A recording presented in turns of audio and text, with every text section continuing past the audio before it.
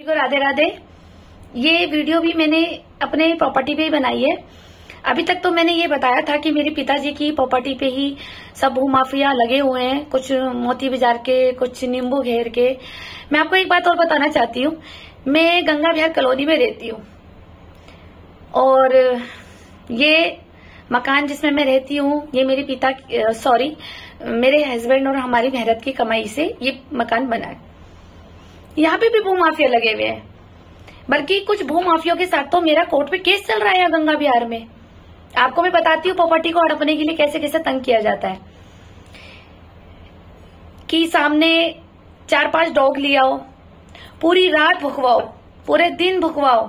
ऐसे करते करते 1 साल, 2 साल, 3 साल, 4 साल, 5 साल करते करते उस हस्बैंड वाइफ को सोने नहीं दिया भूमाफियों ने।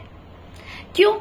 रीजन ये था कि अगर कुत्ते सारा दिन भौंकेंगे तो उसकी प्रॉपर्टी पे कोई रेंटर भी नहीं रहेगा, तो मकान खाली रहेगा, है ना। मकान मेरे पास बड़ा है तो कोई प्रॉपर्टी में रेंटर भी नहीं आएगा, तो प्रॉपर्टी अकेली खाली सड़ जाएगी। तो ये क्या करेंगे, इन्हें परेशान कर दो, कुत्ते भुगवाओ, अननेसेसरी लड़ो, कोई रीजन ही नहीं है। वो हस्बैंड वाइफ ये आपस में ही ढूंढते रहते हैं कि रीजन क्या था जो सामने पड़ोसी लड़ गया, ठीक है। और कैमरे पे वॉच करना, कैमरे सिर्फ अंदर तक बेडरूम तक डालना कि अंदर चल क्या रहा है पति पत्नी के बीच में, क्योंकि पति पत्नी के बीच में ना कुछ भी हो रहा हो, क्योंकि उनको पूरी जानकारी चाहिए। तो इस तरह से परेशान करते आए हैं भूमाफिया कि डॉग्स भुका दो।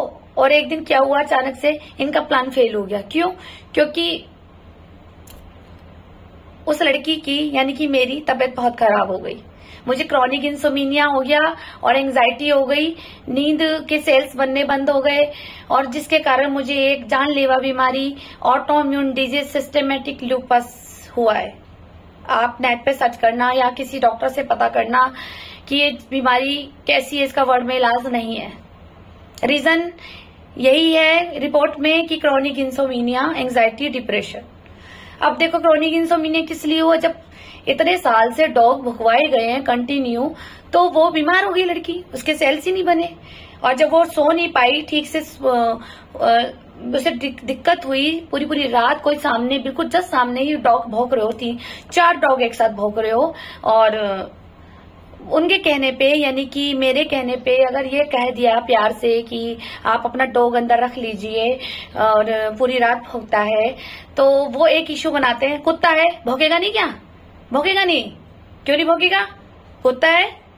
तो आप लोग क्या सोच रहे हैं कि वो हस्बैंड वाइफ अगर चुप हो गए हैं, लड़ नहीं पाए हैं वो तुम्हारी तरह, तो आप उस लड़की की जो तुमने नींदें खराब करी है, जो उसे रुलाया है, जो वो अपने ईश्वर के आगे किसी के आगे नहीं रोई है, तो क्या वो तुम्हें बख्श देगा? ईश्वर बख्श देगा?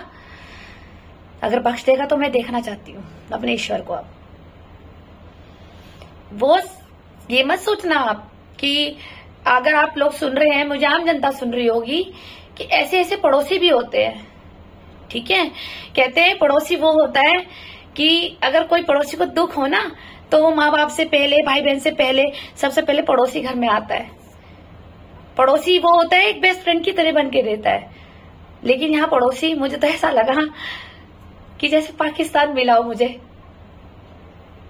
मैं उन पड़ोसियों से पूछना चाहूंगी, मैं उस गंगा विहार कॉलोनी के हर एक बंदे से पूछना चाहूंगी कि क्या कमी है ईशा बेरी में? क्या कभी किसी को गाली दी, किसी से लड़ी, किसी को अपशब्द बोला हो, किसी का अपमान करा हो? ऐसा कोई है तो आए, मुझे इस वीडियो पे जवाब देना वो जरूर नीचे। सिर्फ क्यों?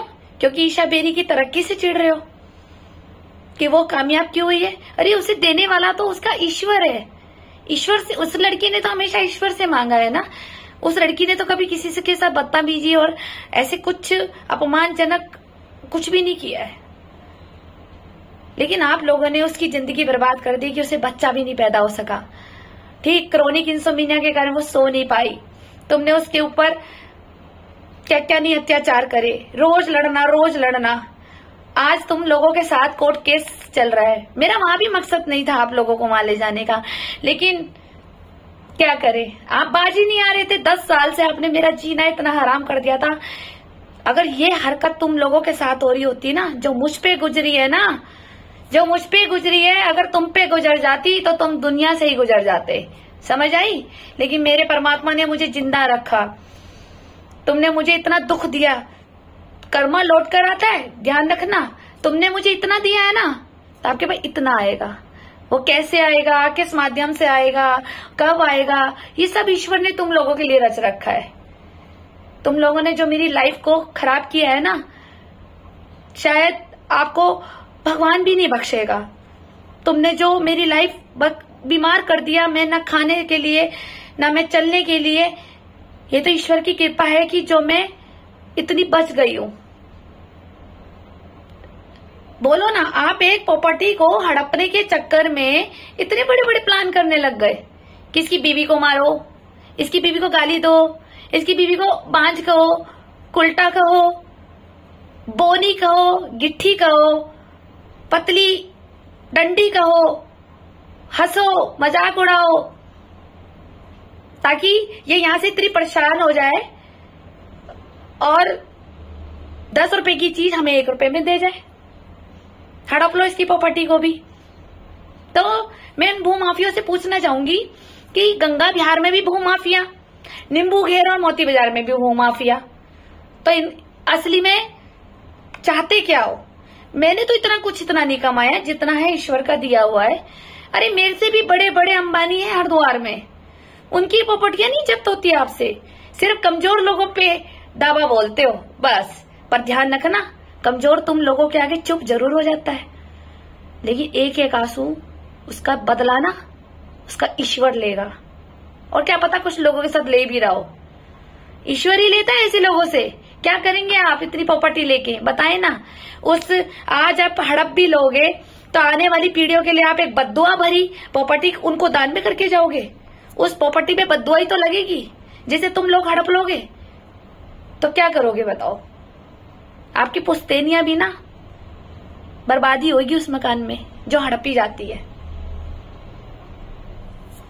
बस यही कहना चाहूंगी कि योगी जी आ जाए काश उत्तराखंड में, कम से कम भू माफिया तो बंद होंगे। मेरा तो खुद एक गंगा बिहार कॉलोनी में कुछ भू माफिया लोगों से केस चल रहा है।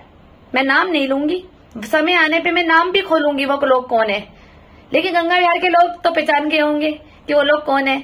लेकिन जो गंगा बिहार कॉलोनी से अगर बाहर जा रहा है ये मैटर, तो वो लोग नहीं समझ पाएंगे। लेकिन मैं जल्द ही नाम बोलूंगी कि वो लोग कौन थे। Thank you.